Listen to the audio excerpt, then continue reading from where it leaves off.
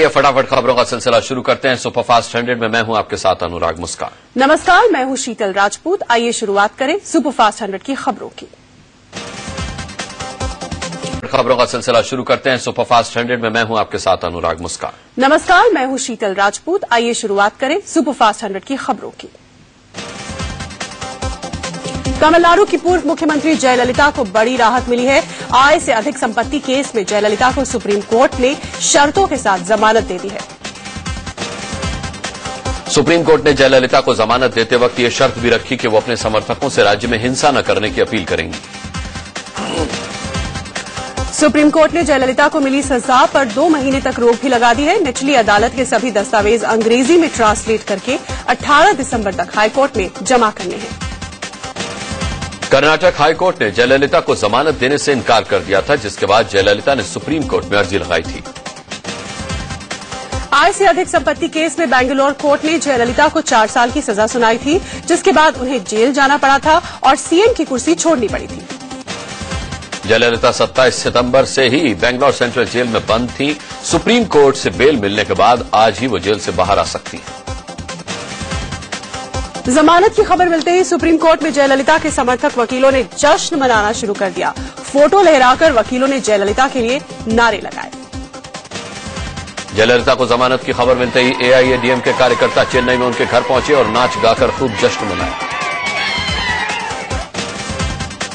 जयललिता का पोस्टर लेकर उनके समर्थक सड़कों पर उतर आए और खूब जश्न मनाया।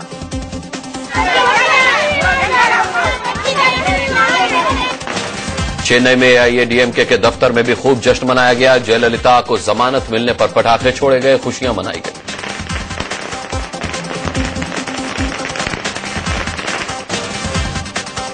एआईएडीएम के दफ्तर में पार्टी कार्यकर्ताओं ने पूजा पाठ भी किया और प्रसाद बांटकर जयललिता को मिली जमानत की खुशियां मनाई। छत्तीसगढ़ के राजनांदगांव में सिंचाई विभाग के एसडीओ के घर एंटी करप्शन ब्यूरो ने छापा मारा। छापे में 31 लाख रुपए कैश बरामद हुए। राजेश गुप्ता नाम के इस सिंचाई विभाग के एसडीओ के घर छापेमारी में एसीबी को 25 तोला सोना और 1 किलो चांदी भी बरामद हुई। बरामदगी का सिलसिला यही नहीं रुका। 2 आवासीय प्लॉट, 1 मकान, क्रशर, 4.5 एकड़ की खदान और 10 लाख के किसान विकास पत्र मिले। सिंचाई विभाग के एसडीओ राजेश गुप्ता कवर्धा जिले में तैनात हैं। एंटी करप्शन ब्यूरो को इनके बारे में आय से अधिक संपत्ति को लेकर शिकायत मिली थी। मध्य प्रदेश के इंदौर में लोकायुक्त की टीम ने आबकारी विभाग में असिस्टेंट कमिश्नर के घर पर छापा मारकर 32 लाख रुपए कैश बरामद किया। लोकायुक्त की टीम को असिस्टेंट कमिश्नर के घर छापेमारी के दौरान सोने चांदी के करोड़ों के जेवरात और सिक्के और बर्तन मिले हैं। आबकारी विभाग के असिस्टेंट कमिश्नर नवल सिंह के घर से सोने चांदी के गहनों के बीच सोने के कई बिस्किट भी मिले, जिनकी कीमत करोड़ों में है। नवल सिंह के घर से 8000 स्क्वायर फीट के बंगले, धार में 2 मंजिला मकान, 4 प्लॉट, पेट्रोल पंप और सैकड़ों एकड़ खेती की जमीन के दस्तावेज मिले हैं। नवल सिंह को लेकर लोकायुक्त पुलिस को शिकायत मिली थी कि उन्होंने आय से अधिक संपत्ति जमा की है। इसी के बाद छापेमारी की कार्रवाई हुई, जिसमें करोड़ों की संपत्ति का खुलासा हुआ। असम के करबी आंगलोंग जिले के चेरेकुली गांव में राष्ट्रीय स्तर की एथलीट की डायन कहकर पिटाई की गई। एथलीट को प्रार्थना घर में खंभे से बांधकर पीटा गया। एक मंदिर के पुजारी ने कथित तौर पर लोगों को यह कहकर भड़काया कि ये महिला डायन है और लोगों की समस्याओं के लिए जिम्मेदार है। इसी के बाद एथलीट को पीटा गया। पीड़ित एथलीट देवजानी बोरा ने जैवलिन थ्रो में कई पदक जीते हैं। इस मामले में पुलिस ने 2 लोगों को गिरफ्तार किया है। कुछ और लोगों की तलाश जारी है। 2011-12 में मलेशिया में एक इंटरनेशनल इवेंट में देश का प्रतिनिधित्व करने के लिए देवजानी का चयन हुआ था, लेकिन आर्थिक तंगी के चलते वो हिस्सा नहीं ले पाई थी। मोदी सरकार काला धन रखने वालों का नाम नहीं बताएगी। सुप्रीम कोर्ट में सरकार ने कहा कि जिन देशों से संधि है वहां से मिली जानकारी सार्वजनिक नहीं की जाएगी। केंद्र ने अर्जी देकर 2011 के सुप्रीम कोर्ट के उस आदेश में बदलाव करने की मांग की है, जिसमें विदेशों में पैसे जमा कराने वालों के नाम सार्वजनिक करने को कहा गया था। काले धन पर केंद्र के स्टैंड को कांग्रेस ने दोहरा मापदंड बताया। प्रवक्ता अभिषेक मनु सिंघवी ने कहा कि झूठे आश्वासन के लिए पीएम को माफी मांगनी चाहिए। काले धन पर केंद्र की स्टैंड पर याचिकाकर्ता राम जेठमलानी ने नाराजगी जाहिर की। उन्होंने कहा कि एनडीए सरकार भी यूपीए के रास्ते पर चल रही है। राम जेठमलानी ने केंद्र सरकार को निशाने पर लेते हुए कहा कि कालाधन रखने वालों को मोदी सरकार बचाने की कोशिश कर रही है। वरिष्ठ वकील राम जेठमलानी ने काले धन को लेकर सरकार पर सवाल उठाया। डबल टैक्सेशन कानून में संशोधन का विरोध करते हुए उन्होंने पीएम को पत्र भी लिखा। राम जेठमलानी ने सुप्रीम कोर्ट में वो पत्र पढ़कर सुनाया जो उन्होंने पीएम को लिखा है। जेठमलानी ने यह भी कहा कि इस पत्र को उनका मृत्यु पूर्व घोषणा पत्र माना जाए। सीबीआई डायरेक्टर रंजीत सिन्हा को एक बड़ी राहत मिली है। अटॉर्नी जनरल मुकुल रोहतगी ने सुप्रीम कोर्ट में कहा है कि मीट कारोबारी मोइन खान से सिन्हा का कोई रिश्ता नहीं है। हालांकि मुकुल रोहतगी ने सुप्रीम कोर्ट को बताया कि एक पूर्व सीबीआई डायरेक्टर के मीट कारोबारी मोइन खान के साथ संबंध है। मुकुल ने जिनके बारे में इशारा किया है वो है AP Singh. Attorney general Mukul Rohatgi ने मोइन खान केस में इनकम टैक्स की रिपोर्ट सुप्रीम कोर्ट को दी। मोइन और सीबीआई के पूर्व डायरेक्टर एपी सिंह की बातचीत के टेप भी सौंपे गए। प्रधानमंत्री नरेंद्र मोदी ने वॉर रूम में मंत्रियों, अफसरों और टॉप कमांडर्स के साथ मंथन किया और पड़ोसी देशों पाकिस्तान और चीन की हरकत से निपटने की रणनीति बनाई। पीएम ने कहा कि पाकिस्तान को मुंहतोड़ जवाब दो, जरूरत पड़ने पर आमने सामने की लड़ाई के लिए भी तैयार रहो। उन्होंने पाक का आतंकी चेहरा बेनकाब करने की बात भी कही। पीएम की टॉप कमांडर्स के साथ हुई बैठक में चीन से बातचीत के जरिए सीमा विवाद सुलझाने पर जोर दिया गया। साथ ही सीमा पर और सैनिकों की तैनाती पर भी फैसला हुआ। इस अहम बैठक में अलकायदा आईएसआईएस आतंकियों के हमले से निपटने को लेकर भी चर्चा हुई। बैठक में गृह मंत्री राजनाथ सिंह, रक्षा मंत्री अरुण जेटली भी मौजूद रहे। पीएम बनने के बाद नरेंद्र मोदी की देश के टॉप कमांडर्स के साथ ये पहली बैठक थी जिसमें तीनों सेना के प्रमुखों के अलावा 50 शीर्ष आर्मी अफसर भी मौजूद थे। रक्षा मंत्रालय के वॉर रूम में हुई इस अहम बैठक में बीएसएफ के डीजी, एनएसजी के डीजी और राष्ट्रीय सुरक्षा सलाहकार भी मौजूद रहे। पाकिस्तान ने एक बार फिर सीज फायर का उल्लंघन किया है। पाकिस्तानी सैनिकों ने पुंछ जिले में भारतीय चौकियों पर स्वचालित हथियारों से गोलीबारी कर 2 बार संघर्ष विराम का उल्लंघन किया। सुबह 9:55 पर पाक सैनिकों ने पुंछ जिले के हमीरपुर सेक्टर में भारतीय चौकियों को निशाना बनाया। भारतीय सैनिकों ने भी जवाबी कार्रवाई की। पश्चिम बंगाल के मालदा जिले के कालिया चौक इलाके में 100 क्रूड बम मिलने से हड़कंप मच गया। ये बम एक खेत में छिपाकर रखे गए थे। बम मिलने की खबर पाकर मौके पर पहुंची पुलिस ने बम स्क्वाड की मदद से इन बमों को डिफ्यूज कर दिया। पुलिस पता लगाने में जुटी है कि बम आए कहां से। भारत में बनी और परमाणु क्षमता से लैस क्रूज मिसाइल निर्भय का आज सफल परीक्षण किया गया। ये मिसाइल करीब 1000 किलोमीटर तक मार कर सकती है। ओडिशा के बालासोर के चांदीपुर में निर्भय मिसाइल का परीक्षण किया गया जो कामयाब रहा। 2013 में इसका पहला टेस्ट सफल नहीं रहा था।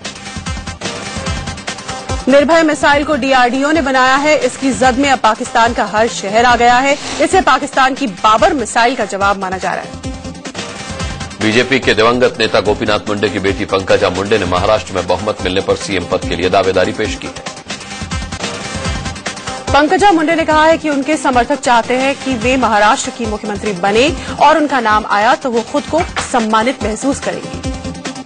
सूत्रों से खबर है कि शीतकालीन सत्र से पहले पीएम नरेंद्र मोदी कैबिनेट का विस्तार कर सकते हैं। ये पहला कैबिनेट विस्तार होगा। बताया जा रहा है कि नए रक्षा मंत्री के अलावा ग्रामीण विकास और टेलीकॉम जैसे अहम मंत्रालयों को नया मंत्री मिल सकता है। बिहार के सीएम जीतन राम मांझी ने एक बार फिर विवादित बयान दिया है। मांझी ने कहा है कि जो डॉक्टर गरीबों की जान से खिलवाड़ करेगा वो उसके हाथ काट देंगे। बिहार के मोतिहारी में एक कार्यक्रम के दौरान मांझी ने यह बयान दिया। जीतन राम मांझी इससे पहले भी कई बार विवादित बयान दे चुके हैं। लखनऊ में आरएसएस की 3 दिनों की राष्ट्रीय कार्यशाला शुरू हो गई। संघ प्रमुख मोहन भागवत के अलावा सैकड़ों प्रतिनिधि यहां पहुंचे। बीजेपी अध्यक्ष अमित शाह भी शरीक हुए। खबर है कि आरएसएस की इस अहम बैठक के एजेंडे में धर्म परिवर्तन, लव जिहाद, सीमाओं की सुरक्षा, बांग्लादेशी घुसपैठ और हिंदुत्व जैसे मसले हैं। आरएसएस की बैठक में आने वाले बिहार और यूपी विधानसभा चुनाव की तैयारियों पर भी मंथन हो सकता है। संघ के पूरे साल भर के रिपोर्ट कार्ड पर भी चर्चा होगी। संघ के सह सरकार्यवाह दत्तात्रेय होसबोले ने कहा कि अयोध्या में राम मंदिर बनकर रहेगा। उन्होंने कहा कि मोदी सरकार के पास मंदिर निर्माण के लिए 2019 तक का समय है। कोल ब्लॉक आवंटन घोटाले में शामिल रही कंपनियों को सुप्रीम कोर्ट से राहत मिली है। इन कंपनियों को काली सूची में डालने की अर्जी कोर्ट ने खारिज कर दी। दिल्ली हाईकोर्ट ने आम आदमी पार्टी की नेता अलका लांबा को नोटिस जारी किया है। ये नोटिस पार्टी से निष्कासित विधायक विनोद कुमार बिन्नी के मानहानि केस में जारी किया गया है। दिल्ली हाईकोर्ट ने बिन्नी की ओर से दायर मानहानि के मुकदमे पर अलका लांबा सहित आप के 3 नेताओं और केंद्र से जवाब मांगा है। मामले की अगली सुनवाई 28 अक्टूबर को होगी। दिल्ली के धौलाकुआं गैंगरेप केस में सोमवार को सजा सुनाई जाएगी। द्वारका कोर्ट में सजा को लेकर दोनों पक्षों में जिरह के बाद फैसला सुरक्षित रख लिया गया। ये मामला साल 2010 का है। कॉल सेंटर में काम करने वाली लड़की जब घर लौट रही थी तो उसे अगवा करके 5 लोगों ने गैंगरेप किया। दिल्ली पुलिस के एसीपी पर हमला करने वाले दोनों आरोपियों को 14 दिन की न्यायिक हिरासत में भेज दिया गया है। एक नाबालिग आरोपी को जुवेनाइल होम भेजा गया है। कार टकराने से शुरू हुए विवाद में आरोपी परिवार ने दिल्ली पुलिस की स्पेशल सेल के एसीपी अमित कुमार की लात घूंसों और लोहे की रॉड से पिटाई कर दी थी। भागना पड़ा। यूपी के गोरखपुर में इलेक्ट्रॉनिक सामानों से लदी गाड़ी में से एलईडी टीवी चुरा रहे एक युवक को लोगों ने रंगे हाथों पकड़ लिया और जमकर पीटा। युवक चलती गाड़ी से एलईडी चुरा रहा था। ड्राइवर ने पकड़ा और सामान के मालिक को बुला लिया। इसके बाद आरोपी युवक की जमकर धुनाई की गई। महाराष्ट्र के पुणे एयरपोर्ट में एयर इंडिया का एक प्लेन गुरुवार रात से किसी तकनीकी खराबी की वजह से एयरपोर्ट पर खड़ा है, जिससे विमान में बैठे 183 यात्रियों को परेशानी का सामना करना पड़ा। आप देख सकते हैं कि यात्री अखबार से हवा कर गर्मी से बचने की कोशिश कर रहे हैं। एयर इंडिया से नाराज यात्री रनवे के पास धरने पर बैठ गए। एयरपोर्ट अथॉरिटी ने लोगों को समझा बुझाकर रनवे से हटाया। दिल्ली के मुनीरका में नॉर्थ ईस्ट की एक लड़की की बेरहमी से हत्या कर दी गई। मिजोरम की जूलियट का कत्ल का आरोपी उसका बॉयफ्रेंड वीरेंद्र फरार है। जूलियट अपने बॉयफ्रेंड वीरेंद्र के साथ दिल्ली के मुनीरका इलाके में लिव इन में रहती थी। जूलियट पर धारदार हथियार से हमला किया गया। जूलियट की हत्या से नॉर्थ ईस्ट के लोगों में भारी गुस्सा है। नॉर्थ ईस्ट के लोगों ने पुलिस के खिलाफ भी नारेबाजी की।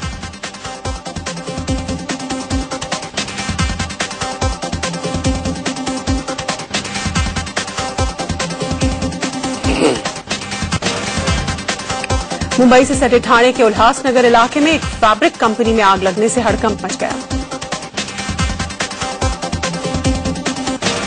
गाजियाबाद के साहिबाबाद इलाके में 2 ट्रकों के बीच हुई टक्कर के बाद एक का ड्राइवर ट्रक में ही फंस गया।